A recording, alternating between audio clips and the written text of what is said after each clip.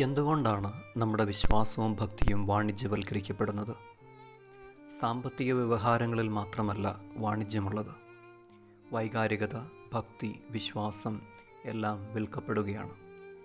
ആരാധനയാവട്ടെ, പ്രാർത്ഥനകളാവട്ടെ, ബൈബിളാവട്ടെ, ജപമാലയാവട്ടെ, കുർബാനയാവട്ടെ, ഇവയിലെല്ലാം ആവർത്തിക്കപ്പെടുന്ന വാക്കുകളാണ് ശക്തി, നിയോഗങ്ങൾ, ആയുധം തുടങ്ങിയവ. ഈ ശക്തിപ്രതീതികൾ വർദ്ധിക്കും തോറും പിത്തളസർപ്പം കൂടുതൽ മിനുക്കപ്പെടുകയാണ്. ജീവൻ പ്രാപിക്കുന്നതിന് പകരം ഈ ഉപഭോക്തൃ സ്വഭാവം സഭയെയും സമൂഹത്തെയും കൂടുതൽ ശൂന്യമാക്കുകയാണ്. ജീവദായകമല്ലാത്ത കുരിശ് വീണ് ജീർണിക്കുകയല്ല, പകരം കൂടുതൽ ഉയർന്നു തിളങ്ങുകയാണ്. ദൈവം തൻ്റെ പുത്രനെ ലോകത്തിലേക്ക് അയച്ചത് നമ്മെ കുറ്റം വിധിക്കാനല്ല എന്ന് വചനം വ്യക്തമാക്കുന്നെങ്കിലും കുരിശിൽ ശാപവും കുറ്റവിചാരണയും കാണാനാണ് നമുക്കിഷ്ടം. ഒപ്പം എത്രയോ ശപിക്കപ്പെട്ടതും ശിക്ഷാർഹവുമാണ് നമ്മളെന്ന ഭാരപ്പെടുത്തലും. ദൈവം നമ്മെ എത്രമാത്രം സ്നേഹിച്ചെന്നും അത് നമ്മിലേക്ക് ഒഴുകിയെത്തിയ ശൂന്യവൽക്കരണം നമ്മിൽ ജീവിക്കുന്ന ദൈവ സ്വഭാവമാക്കുവാനും നമുക്ക് കഴിയട്ടെ.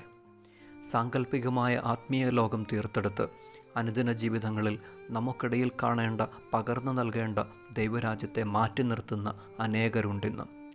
തീർത്തും അപ്രാപ്യമായ ദൈവം, ആ ദൈവത്തെക്കുറിച്ചുള്ള കുറേ സങ്കല്പങ്ങൾ, അത് തീർക്കുന്ന ജീവിതശൈലി, സ്വർഗീയം, ആത്മീയം എന്നുയർത്തിപ്പിടിച്ചുകൊണ്ട് അവർ സ്വയം മനുഷ്യാവസ്ഥകളെ ഭയപ്പെടുകയോ ഒളിച്ചോടുകയോ ചെയ്യുന്നു. ക്രിസ്തു പഠിപ്പിച്ച ശൂന്യവൽക്കരണവും ദൈവരാജാനുഭവവും ഓരോ ദിനവും ഒരുമിച്ച് നടക്കുന്ന അനുഭവമാണ്. ഒരുമിച്ച് നടക്കുമ്പോൾ പരസ്പരം പകർന്നു നൽകേണ്ട കൃപാസമൃദ്ധിയാണ് ജീവിക്കുന്ന കുരിശ്. പകരം ഉടമ്പടികളും വ്യവസ്ഥകളും ജപമാല മണികളുടെ എണ്ണത്തിലും തീർച്ചയായും ചൊല്ലിയിരിക്കേണ്ട പ്രാർത്ഥനകളിലേക്കും മാന്ത്രിക ശക്തികളെ കൊണ്ടുവന്ന് രക്ഷാദായകവുമായ കുരിശിൻ്റെ ജീവനെ നഷ്ടപ്പെടുത്തുകയാണ് നമ്മൾ.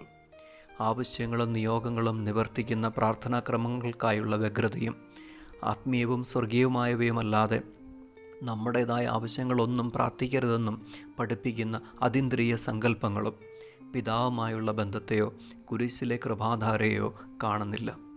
ജീവിതത്തിൻ്റെ എല്ലാ ഉയർച്ച താഴ്ചകളും ദൈവഹൃദയത്തിലേക്ക് ഉയർത്തുവാൻ പിതാവിൻ്റെ ഹൃദയത്തിൻ്റെ സ്വാതന്ത്ര്യമാണ് ക്രിസ്തു പരിചയപ്പെടുത്തിയത്. കുരിശ് പുഷ്പിച്ചു തുടങ്ങേണ്ടതും അതേ സ്വാതന്ത്ര്യത്തിൽ നിന്ന് തന്നെയാണ്.